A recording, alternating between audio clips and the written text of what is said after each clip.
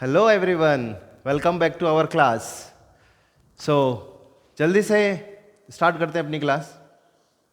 Last class में हमने जो पढ़ा है थोड़ा सा मैं आपको क्विक रिवीजन करा देता हूँ, फिर हम आज की क्लास के बारे में बात करेंगे। तो लास्ट क्लास में हमने क्या पढ़ा? हमने पढ़ा types of relation. Identity relation क्या होता है, रिफ्लेक्सिव रिलेशन क्या होता है, सिमेट्रिक रिलेशन क्या होता है, एंटी सिमेट्रिक रिलेशन क्या होता है, इक्विवेलेंस रिलेशन क्या होता है, ट्रांजिटिव रिलेशन क्या होता है। ये सारी चीज़ों के बारे में हमने कल बहुत अच्छे डिटेल से पढ़े। और मैंने आपको कल वादा किया था कि आज मैं लेके आऊँगा एक्सरसाइज 1.1 के क्वेश्चंस, और हम कैसे सोल्व करेंगे उस क्वेश्चंस को वो आज हम देखेंगे। ठीक है।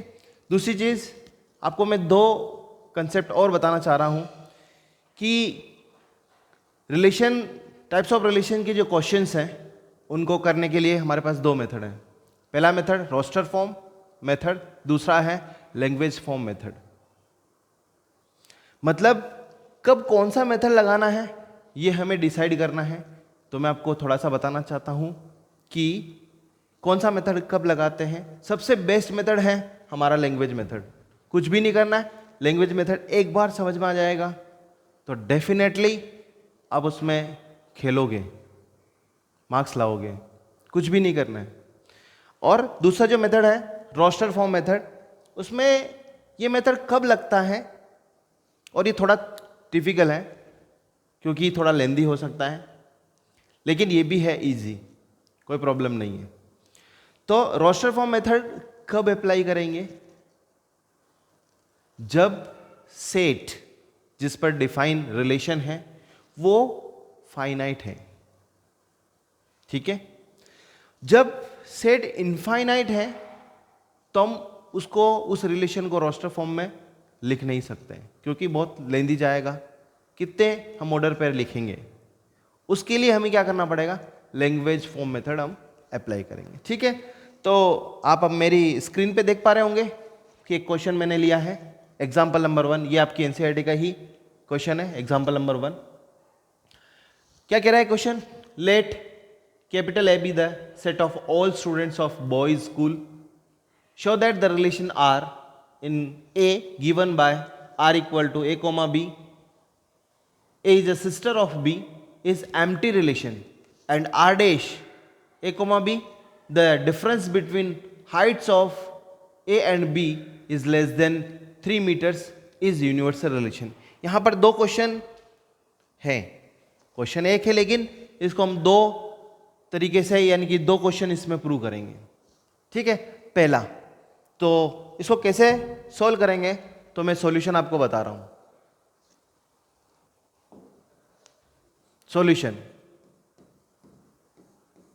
सॉल्यूशन सबसे पहले, relation is define, R is mapping from set A to set A. और यहां पर सेट ए का मतलब हमें क्या गिवन है? हमें गिवन है students of boys school. Boys school यानी कि इसमें गर्ल्स नहीं है, सभी स्टूडेंट्स बॉयज हैं। क्लियर? अब इसको बताना है कि ये रिलेशन एम्प्टी रिलेशन है। सॉरी, पहले सबसे पहले रिलेशन को डिफाइन करते हैं। रिलेशन किस तरीके का दे रखा है? रिलेशन दे रखा है, देखिए आपको मैंने पहले भी बताया था, रिलेशन हमेशा ऑर्डर पेयर में दे रखा होगा। तो इस रिलेशन का मीनिंग क्या है? A is sister of B. इसको प्रूव क्या करना है? प्रूव करना है empty relation. Empty relation means, बता देता हूं एम्प्टी रिलेशन क्या होता है। A relation is said to be empty relation if no element of A is related to any element of A. इस एलिमेंट के, इस सेट के सारे एलिमेंट इसके किसी भी सेट से रिलेटेड नहीं हो, रिलेशन नहीं रखते हो, इसको हम एम्प्टी रिलेशन बोलते हैं। Empty relation is represented by five से हम उसको एक्चुअली रिप्रेजेंट करते हैं। ठीक है। तो सुनिए, अब ये एंटी रिलेशन ऑटोमेटिकली हो गया। देखिए आर इज इक्वल टू क्या हो गया? एम्प्टी। क्यों?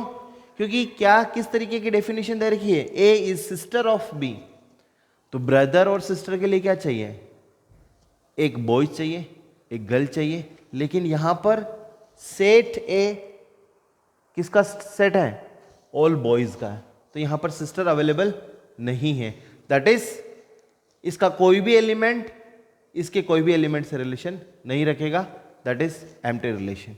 Proved, it is HP.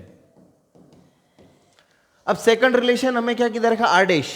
Are dash is given, R dash, R dash C A comma B such that, ठीक है, difference between the heights of A and B, यानी कि A minus B is equal to कितना दे रखा है? 3 metres.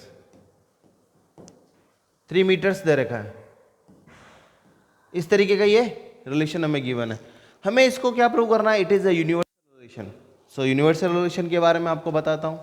A relation is said to be universal relation if it is equal to A cross B.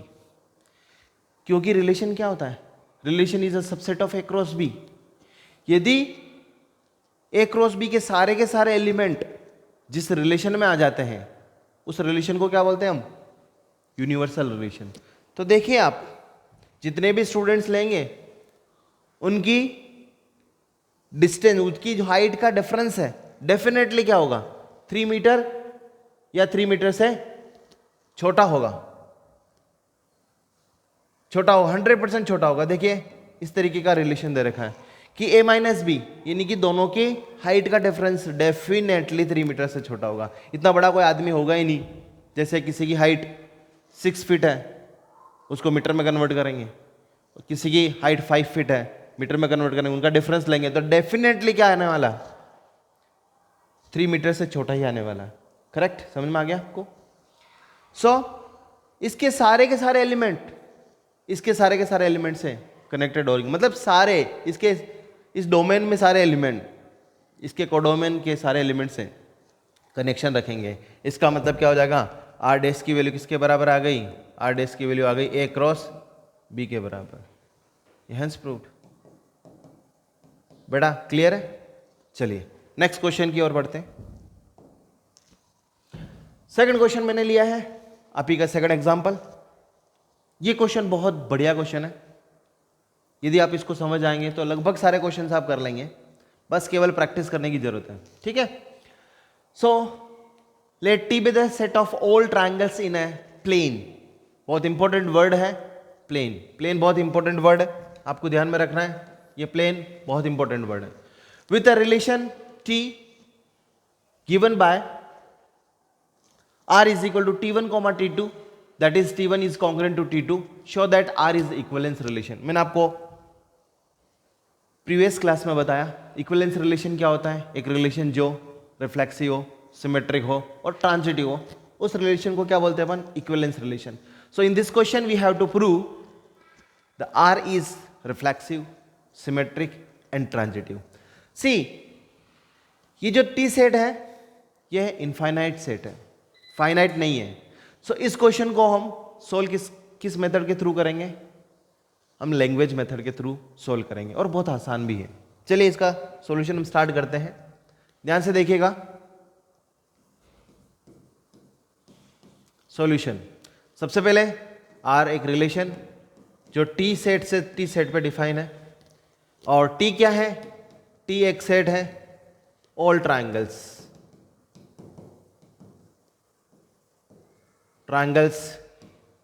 In plane. ठीक है? Plane के अंदर सारे ट्रायंगल, जितने भी ट्रायंगल आ सकते हैं, ट्रायंगल्स होते हैं, बहुत सारे ट्रायंगल्स हो सकते हैं, वो सारे ट्रायंगल का सेट हमारा टी है। ठीक है? और हमारे जो रिलेशन गिवन है वो रिलेशन गिवन है, देखिए t1 comma t2 such that t1 is congruent to t2। ये हमें सेट, ये हमें रिलेशन दे रखा है। क्लियर? बहुत सिंपल है, बहुत अच्छे से हम इसको सॉल्व कर लेंगे। ठीक है? चलिए इसको सॉल्व करते हैं। तो सबसे पहले हमें क्या प्रूव करना पड़ेगा? रिफ्लेक्सिव। सो रिफ्लेक्सिव प्रूव करते हैं।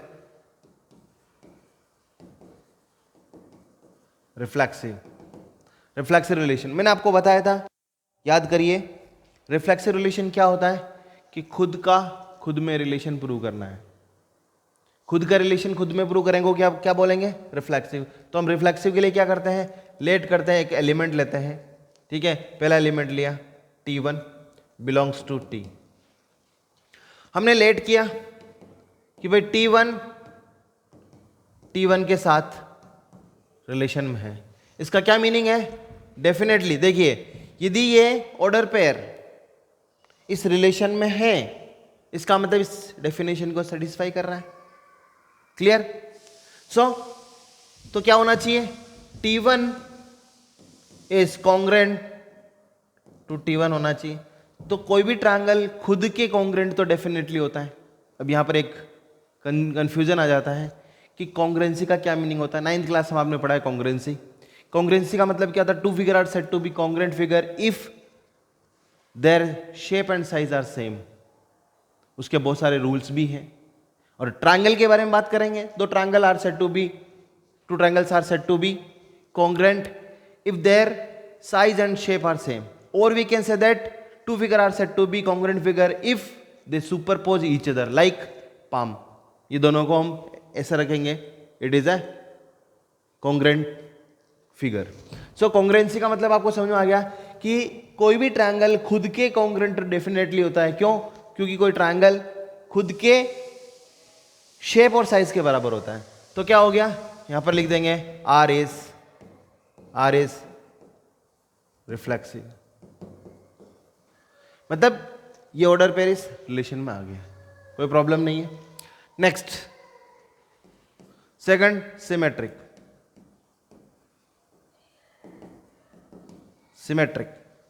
सिमेट्रिक रिलेशन के लिए हम क्या करते हैं? दो एलिमेंट लेते हैं। Let we have to take two elements T1, T2 belongs to T, and also let one order pair T1, T2 belongs to R. This implies, इसका क्या मीनिंग है? इसका मीनिंग है T1 is congruent to T2. This is the meaning of this T1, T2 belongs to R. See, यदि हम इसको क्या करते हैं? चेंज कर देते हैं, T2 की जगह T1, T1 की जगह T2 ले आते हैं, तो कोई फर्क पड़ेगा क्या? बिल्कुल नहीं पड़ेगा। T1, दिस इंप्लाइज क्या हो गया कि T2, T1 बिलोंग्स टू क्या हो गया? R। देखिए, हमने एक ऑर्डर पेयर रिलेशन में से लिया था, उसका उल्टा हमने प्रूव कर दिया। यही तो सिमेट्रिक होता है। मैंने कल आपको बताया था कि A, B belongs to R है। यदि आप प्रूव कर पाएंगे B, A belongs to R, then we can say that it is a symmetric. Clear? So यहां पर सिमेट्रिक हो गया। नेक्स्ट हमें ट्रांजिटिविटी प्रूव करना है।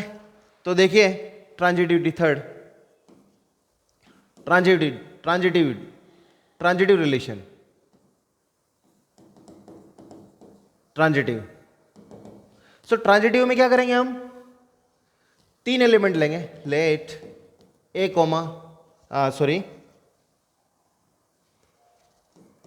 T1, T2, T3 belongs to T। और इसमें क्या करते हैं? हम दो ऑर्डर पेयर रिलेशन में से लेते हैं। लेट किया T1, T2 belongs to R। इसका क्या मीनिंग है? It's definition is T1 is congruent to T2. This is my first equation. Second, T2, T1 belongs to R. इसका क्या मीनिंग है? तो भाई T2 जो है वो किसके साथ कॉन्ग्रेंट होगा? T2 congruent to T3। Sorry, T यहां पर इस तरीके से लेंगे हम, एक बार देखिए इसको। T2, T3 belongs to R। इसका क्या मीनिंग है कि T2 जो है वो कॉन्ग्रेंट होगा किसके साथ? T3 के साथ। T2 is congruent to T3। It is second equation. See, T2 की वैल्यू यहां पर पुट कर देंगे। So by equation first and second, what we can get?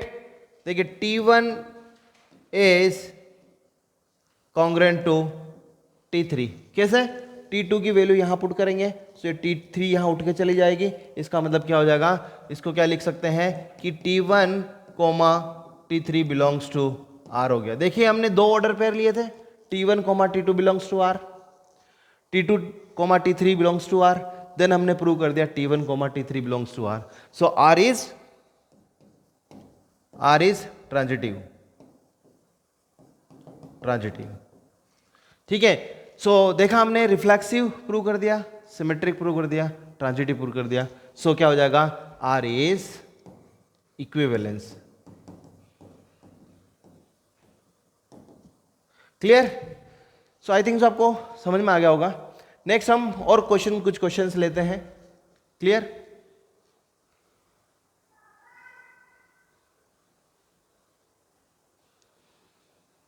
देखिए ये क्वेश्चन नंबर 3, क्वेश्चन नंबर 3 भी हम आसानी से कर सकते हैं। इसको भी मैं लेके आपको बता रहा हूं। Exit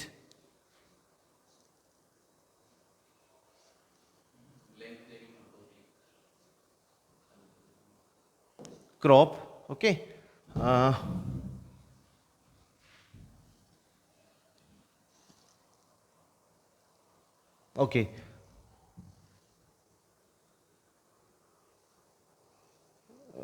okay, okay, add next page.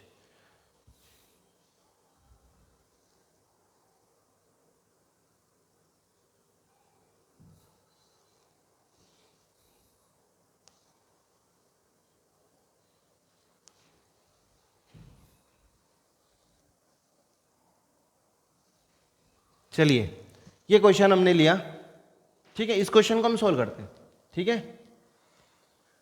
ये एग्जाम्पल नंबर 3 है। Let L be the set of all lines in a plane and R be the relation in L defined as relation R T1 L1 L2 such that L1 is perpendicular to L2, show that R is symmetric but neither reflexive nor transitive। बहुत अच्छा question है। अब यहाँ पर ये हम क्यों इसको यूज करें by the help of language method, क्योंकि L set of all lines in a plane. यहाँ एक और कंफ्यूजन आएगा कि यदि यहाँ पर हम प्लेन की जगह स्पेस दे दें, प्लेन की जगह हम क्या कर देंगे, स्पेस देंगे, तो दिक्कत हो जाएगी, उसमें फिर कंडीशन अलग बनेगी। क्लियर? सो ये थोड़ा सा ध्यान रखना है, क्वेश्चन को रीड प्रॉपरली करना है और क्या प्रूव करना है क्या नहीं करना है वो आपको सबसे पहले देखना है उस क्वेश्चन में। क्लियर? सो स्टार्ट करते हैं इसको सोल्व करना। क्लियर? सो सॉल्यूशन देखिए, बहुत अच्छा क्वेश्चन है, इसको सोल्व करते हैं हम। So first of all, relation is defined bye L to L, L to L, L to L, और L क्या दे रखा है, L is set of all lines, all lines in a plane, all lines in a plane। Plane में जितनी भी lines आ सकती है वो लाइन का सेट है हमारा L। क्लियर? अब हम इसके बारे में बात करते हैं। रिलेशन किस तरीके से डिफाइन है? Relation is defined by L1 comma L2 such that L1 is perpendicular to L2। ये हमारा क्या दे रखा है, रिलेशन की डेफिनेशन दे रखी है, ठीक है। एक चीज आपको और बता देता हूं, कोई भी रिलेशन रिफ्लेक्सिव होना या नहीं होना, सिमेट्रिक होना या नहीं होना, वो किस पे डिपेंड करता है, उसके सेट पे डिपेंड करता है, ठीक है। ये सेट के ऊपर ही डिपेंड कर रहा है और रिलेशन की डेफिनेशन के ऊपर डिपेंड करता ही है, ठीक है। सो हम देखते हैं सबसे पहले रिफ्लेक्सिव। रिफ्लेक्सिव को प्रूव करते हैं, ठीक है। रिफ्लेक्सिव को प्रूव करते हैं तो रिफ्लेक्सिव में क्या करते हैं, हम एक एलिमेंट लेते हैं, तो हमने ले लिया L, L belongs to L लिया। हम एक कंसेप्ट यूज करते हैं कि एक ऑर्डर पेयर लेते हैं कि L comma L belongs to R।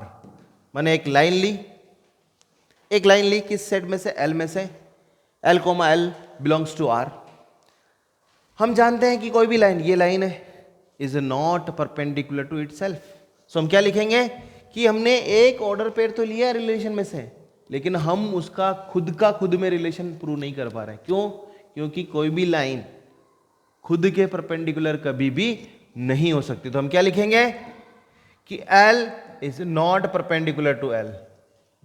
तो क्या हो गया, R is not reflexive, not reflexive. Clear. दूसरा कंसेप्ट सिमेट्रिक। सिमेट्रिक की बात करते हैं। सिमेट्रिक, सिमेट्रिक में हम क्या करते हैं, दो एलिमेंट लेते हैं। So L1 comma L2 belongs to L लिया। हमने एक ऑर्डर पेयर लिया, let L1 comma L2 belongs to R। इसकी क्या डेफिनेशन है, इसकी डेफिनेशन है L1 is perpendicular to L2। देखिए मैं एक छोटा सा एग्जांपल आपको बताऊंगा, उससे हम समझ लाएंगे कि ये लाइन है L, ये दूसरी लाइन है L2, ये L1 है L2 है, दोनों परपेंडिकुलर। तो इसको ऐसा कर दूंगा तो क्या फर्क पड़ेगा, कोई फर्क नहीं पड़ेगा। या ऐसा कर दूंगा तो कोई फर्क नहीं पड़ेगा। तो देखिए L2 की जगह मैं L1 लिख देता हूं, L1 की जगह L2 लिख देता हूं। तो क्या होगा कि L2 is perpendicular to L1। इसका मतलब क्या हुआ कि L2 coma L1 belongs to क्या हो गया, R। इसका मतलब ये रिलेशन सिमेट्रिक हो गया। सो देखिए हमने एक ऑर्डर पेयर लिया, L1 comma L2 belongs to R, हमने इसका उल्टा प्रूव कर दिया। सो R is symmetric, symmetric. Next हमें करना है transitive, third transitive relation. Transitive relation के लिए हमें क्या करना पड़ेगा, तीन एलिमेंट लेंगे। हमने लेट किया, let L1 comma L2 comma L3 belongs to L। हम एक ऑर्डर पेयर लेंगे, दो ऑर्डर पेयर लेंगे, L1 comma L2 belongs to R। इसका क्या मीनिंग है, इसका मीनिंग है L1 is perpendicular to L2। Clear, this is my first equation. Second L2 comma L3 belongs to R। इसका क्या मीनिंग है, L2 is perpendicular to L3। Second equation. See, एक plane है, एक प्लेन में हम तीन कंडीशन रख रहे हैं, ठीक है। एक छोटा सा मैं एग्जांपल आपको शो कर रहा हूं।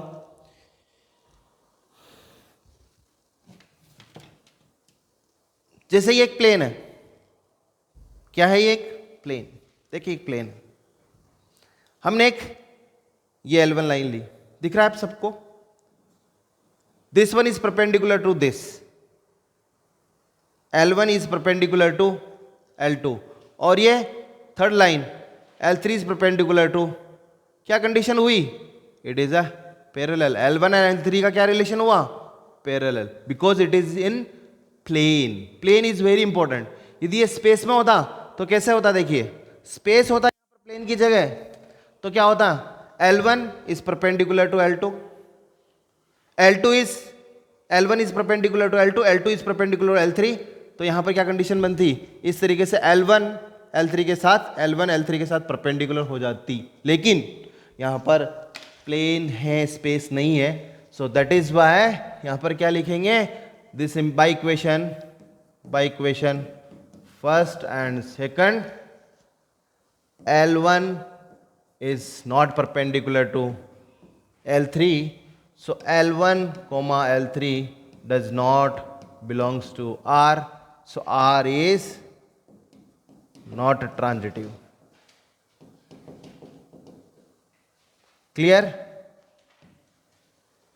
So ये क्वेश्चन कंप्लीट हो गया, ठीक है। नेक्स्ट क्वेश्चन की ओर बढ़ते हैं,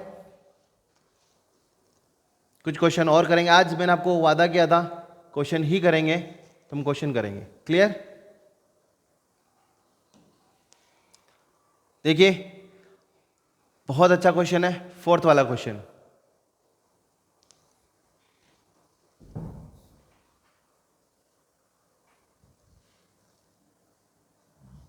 आपको मजा आ रहा है ना?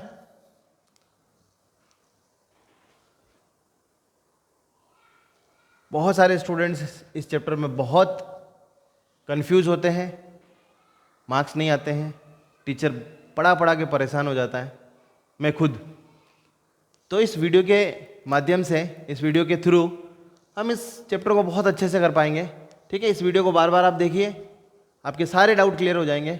और यदि कुछ कमेंट्स हैं तो आप यूट्यूब पे कमेंट कर सकते हैं। चलिए ये क्वेश्चन करते हैं। ठीक है, बहुत अच्छा क्वेश्चन है। Question example number 4, show that the relation R in set 1 2 3 given by 1,1 2,2 3,3 1,2 2,3 is reflexive but neither symmetric not transitive. ये क्वेश्चन देखो, ये जो सेट है, ये जो रिलेशन है, इसको हम प्रूव करेंगे। देखिए कैसे प्रूव करेंगे। सॉल्यूशन, इसका सॉल्यूशन कैसे करेंगे। देखिए जो रिलेशन है हमारा सेट 1 2 3 से 1 2 3 पे डिफाइन है।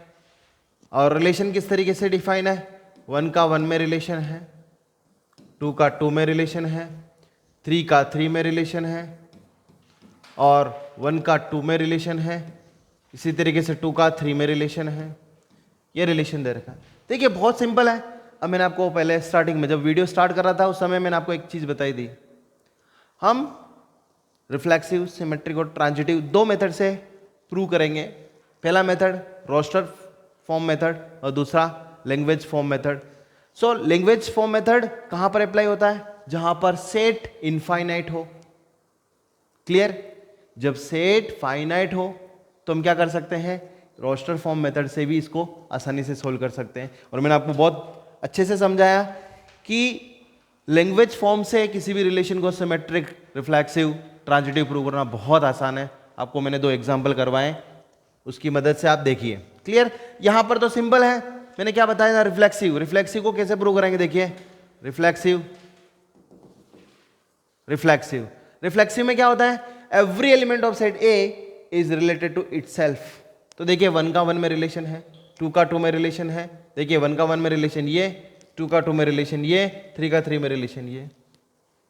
इसका मतलब क्या हो जाएगा, इट इज रिफ्लेक्सिव। तो लिखेंगे कैसे इसको, देखिए इसको कैसे लिखेंगे कि 1,1 2,2 3,3 belongs to R, so R is reflexive. कितना आसान, इसमें आपको प्रॉब्लम आती थी। ठीक है, दूसरा सिमेट्रिक। सिमेट्रिक सिमेट्रिक देखिए, सिमेट्रिक में क्या होता है, हमें एक ऑर्डर पेयर उस रिलेशन में से लेना होता है। तो हमें दिख रहा है 1,2 लेते हैं। लेट हमने क्या किया, 1,2 बिलोंग्स टू आर लिया। बट क्या हुआ, 2,1 यहां अवेलेबल नहीं है। तो क्या लिखेंगे, 2,1 does not belongs to R. So क्या हो जाएगा, so R is not symmetric. Clear. Third, transitive.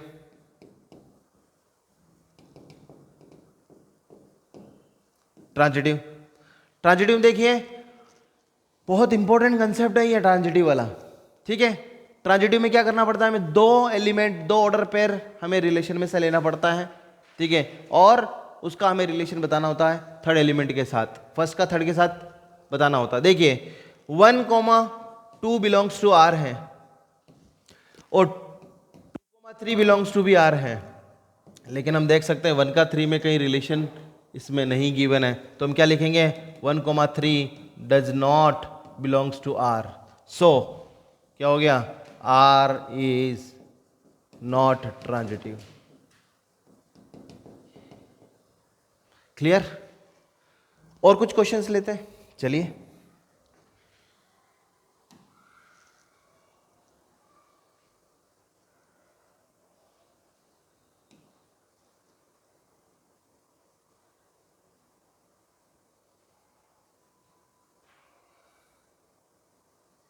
देखिए ये क्वेश्चन मैं आपको ओरली समझा सकता हूं, ठीक है, या इसको हम कर भी सकते हैं, कोई इश्यू नहीं है। चलो इस क्वेश्चन को हम कर लेते हैं।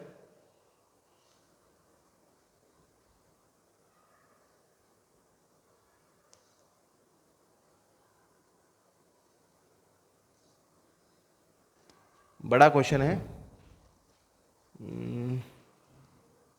ओके,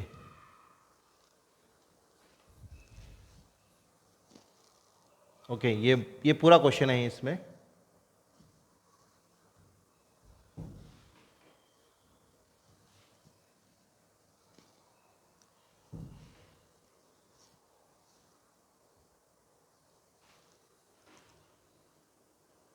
चलिए ये क्वेश्चन है, बहुत अच्छा क्वेश्चन है।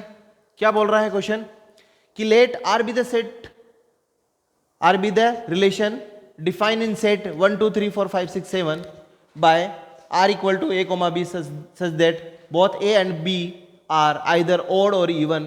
Show that R is equivalence relation.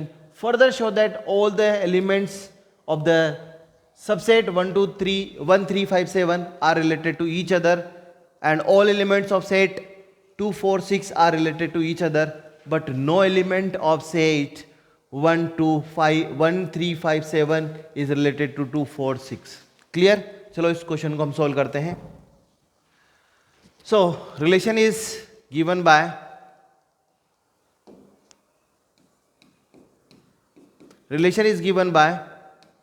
set 1 2 3 4 5 6 7 2 1 2 3 4 5 6 and 7. Clear? Our relation is given by R is equal to A comma B such that A and B both are even or odd.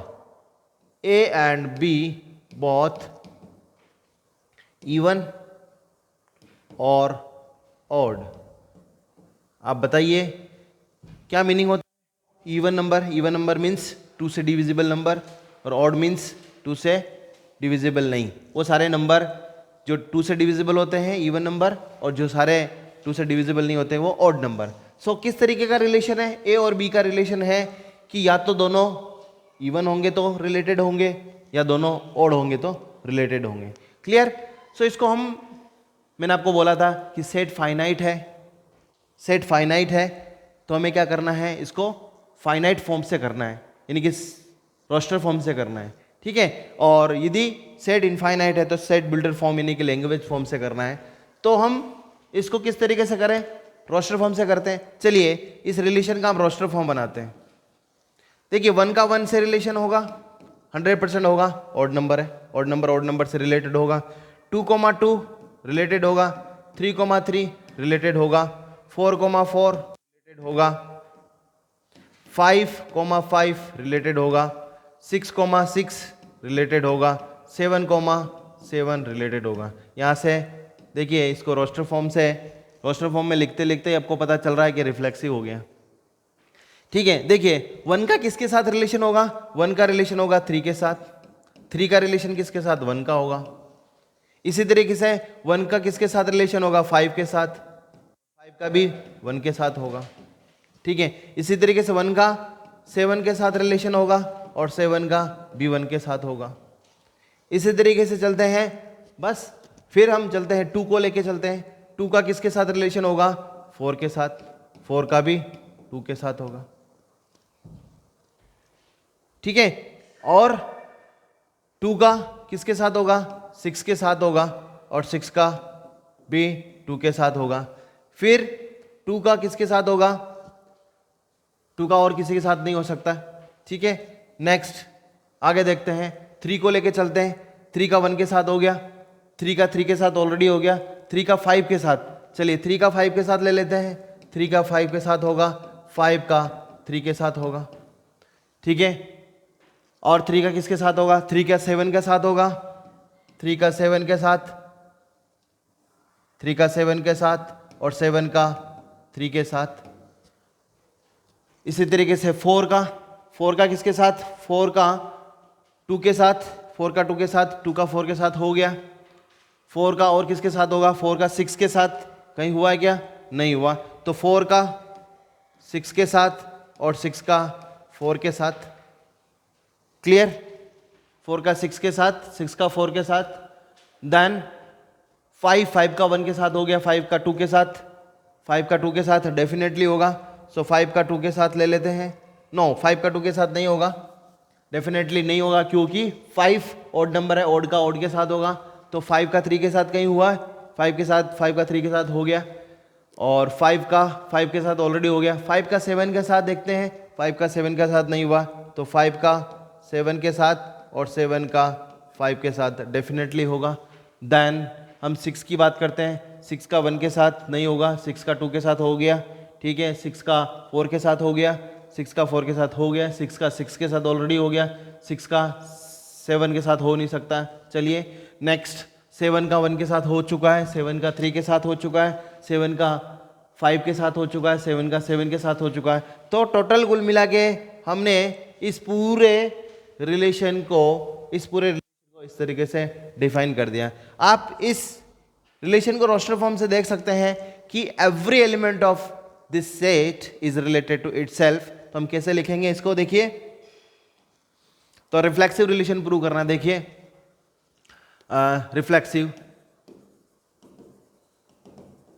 Reflexive सो हम क्या लिख सकते हैं, reflexive में 1,1, 2,2, 3,3, 4,4, 5,5, 6,6, 7,7 belongs to R.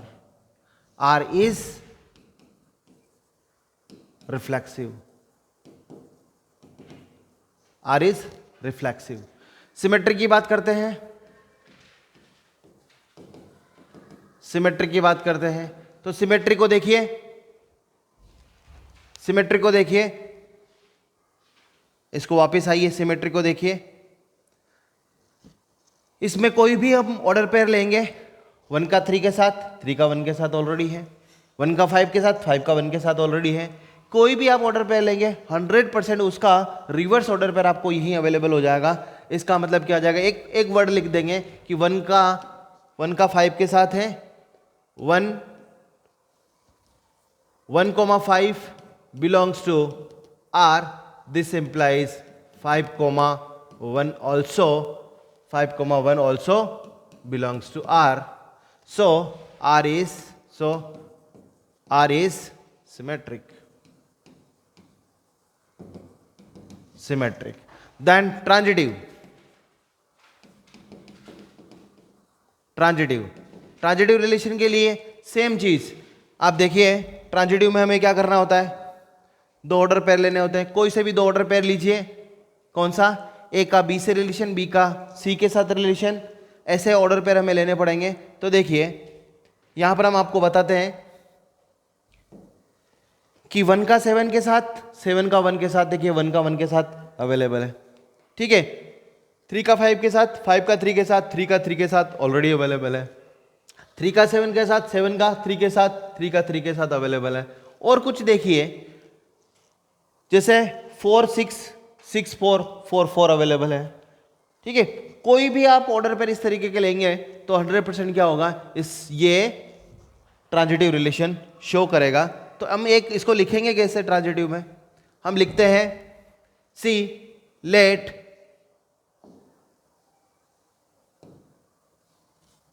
let 2,4 belongs to R, then 4,2 belongs to R, then this implies 2,2 belongs to R. ये भी कर सकते हैं, और भी ले सकते हैं, 4 का कहीं दूसरी जगह भी रिलेशन हम देख सकते हैं कि 4 का 6 के साथ रिलेशन भी देख के कर सकते हैं इसको, ठीक है। या इसको इस तरीके से भी ले सकते हैं कि लेट हमने 2 एलिमेंट लिया, 2,4 बिलोंग्स टू R, 4,6 भी बिलोंग्स टू, ठीक है, R. दिस इंप्लाइज क्या हो गया कि 2,6 ऑल्सो बिलोंग्स टू R. देखिए ये दोनों इवन नंबर है, ये दोनों इवन नंबर है, ये भी दोनों इवन नंबर है। इसका मतलब क्या हो जाएगा, R is transitive. So R reflexive है, सिमेट्रिक है, ट्रांजिटिव है, ये इक्विवेलेंस रिलेशन हो गया। इसमें एक क्वेश्चन और है, इस क्वेश्चन में एक क्वेश्चन और है, देखिए इसको मैं ऐसे ओरली समझा रहा हूं, आपको लिखना भी समझाऊंगा कि देखिए, further show that all element of subset 1, 3, 5, 7 are related to each other. देखिए 1 का 1 में रिलेशन है, चेक करिए, 3 का 3 में रिलेशन है, 3 का 5 के साथ है, 7 का 7 के साथ, 1 का 3 में भी है, 1 का 5 के साथ भी, 1 का 7 के साथ भी, 3 का 5 के साथ भी है, ठीक है, 5 का 7 के साथ भी है, क्लियर? ये सभी के साथ रिलेशन है। यहां मैंने कुछ लिख दिया 7 का 5 के साथ, करेक्ट है। सो देखिए यहां इस रिलेशन को देखेंगे तो ये सारे एलिमेंट खुद इसी सेट के साथ 100% रिलेटेड है। सेम एज 2 4 6 भी खुद के साथ रिलेटेड है, जैसे 2 का 2 में, 4 का 4 में, 6 का 6 में, 2 का 4 में, 2 का 6 में, 6 का 4 में, ये सबके साथ रिलेशन है। तो हम कैसे लिखेंगे कि वी कैन से दैट, इसको हम इस तरीके से फर्दर शो दैट, उसमें हम क्या लिखेंगे, we know that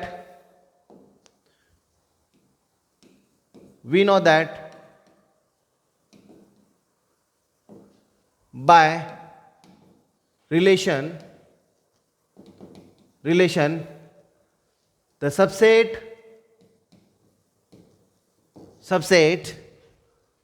1 3 5 7 1 3 5 7 are related to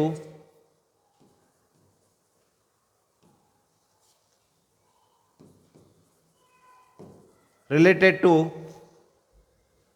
1 3 5 7 and 2 4 6 also related to 2 4 6, clear? But 1 3 5 7 does not related to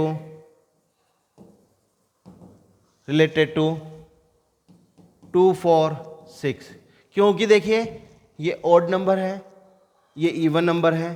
odd number का रिलेशन इवन नंबर के साथ नहीं हो सकता है, क्योंकि हमें रिलेशन की डेफिनेशन में क्या दे रखा है कि ए और बी दोनों कब रिलेटेड होंगे, जब या तो दोनों इवन हो या दोनों ऑड हो, ठीक है। इसलिए ये कभी भी इसके साथ रिलेटेड नहीं हो सकते। तो ये इस तरीके से इसके सॉल्यूशन को हम लिख सकते हैं, 100% फुल मार्क्स मिलेंगे। क्लियर?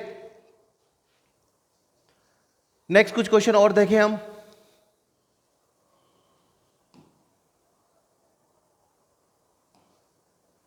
कुछ क्वेश्चन और देखते हैं।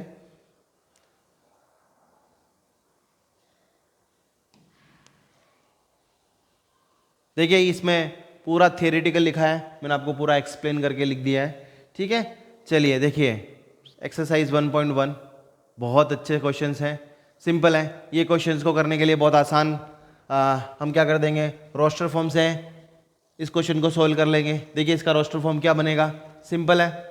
इसका रोस्टर फॉर्म क्या बनेगा, 1 2 3 4 5 6 अप टू 14 तक है, ठीक है। और 3x equal to minus Y equal to 0, तो इसको हम कर सकते हैं, ऐसी कोई प्रॉब्लम नहीं। चलो इस क्वेश्चन को कर लेते हैं, एक्सरसाइज का क्वेश्चन, क्योंकि कभी आप कहेंगे कि सर आप तो केवल एग्जाम्पल ही कराते हैं, एक्सरसाइज के क्वेश्चन तो कराते ही नहीं है। तो भाई उस शिकायत को भी दूर कर देते हैं, ठीक है। चलिए इस क्वेश्चन को हम करते हैं। हमें क्या प्रूव करना है, कि बताना है कि ये रिफ्लेक्सिव है कि सिमेट्रिक है, ट्रांजिटिव है, क्या करना है इसका, ये चेक करना है इसको। क्लियर? तो सिंपल है, बहुत आसान है। चलिए इसका सॉल्यूशन हम करते हैं। सॉल्यूशन देखिए, एक रिलेशन है R जो सेट ए से सेट ए पे डिफाइन है, और सेट ए आपको पता ही है 1 2 3 4 5 6 7 8 9 अप टू 14 तक है।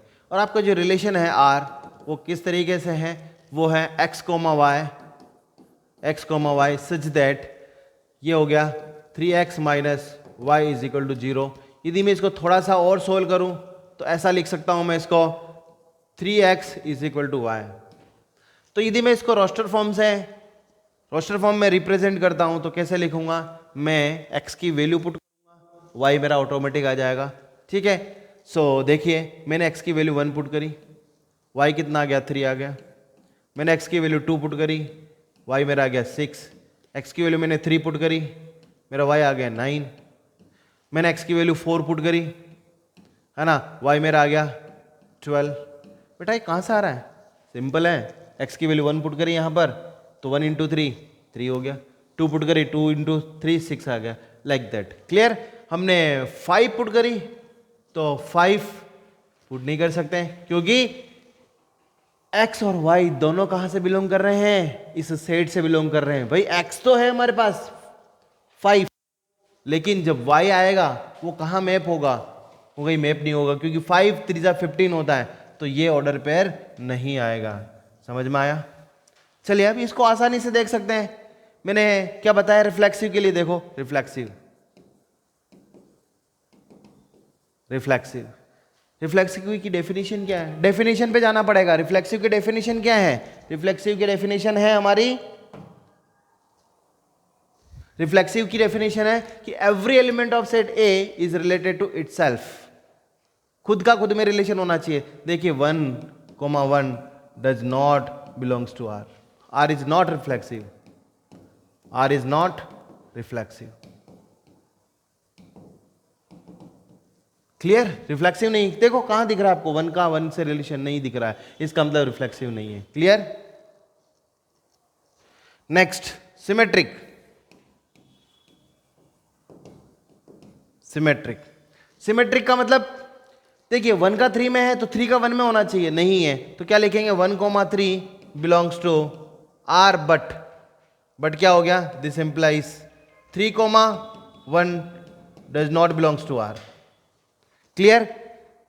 ट्रांजिटिविटी की बात करते हैं तो ट्रांजिटिविटी में देखिए 1 का 3 में है, 3 का 9 में, लेकिन 1 का 9 में अवेलेबल नहीं है, तो क्या लिख देंगे ट्रांजिटिविटी में? ट्रांजिटिविटी, ट्रांजिटिविटी, ट्रांजिटिविटी में क्या लिखेंगे कि देखिए 1, 3 belongs to R, 3, 9 belongs to R, but 1, 9 does not belongs to R. R is not transitive, R is not transitive. Clear? So ये थी आपकी एक्सरसाइज के कुछ क्वेश्चंस, एग्जाम्पल के कुछ क्वेश्चंस। आई थिंक सो आपको बहुत अच्छे से समझ में आए होंगे। ठीक है, और कुछ भी डाउट है तो कमेंट बॉक्स में आप डाल सकते हैं, और हम कल इसके कुछ क्वेश्चंस और हैं, इस एक्सरसाइज के कुछ क्वेश्चंस या मेरे खुद के क्वेश्चंस या आरडी के क्वेश्चंस, ये कुछ क्वेश्चंस लेके हम कल मिलते हैं। तब तक के लिए टेक केयर, जय हिंद, जय भारत, थैंक यू।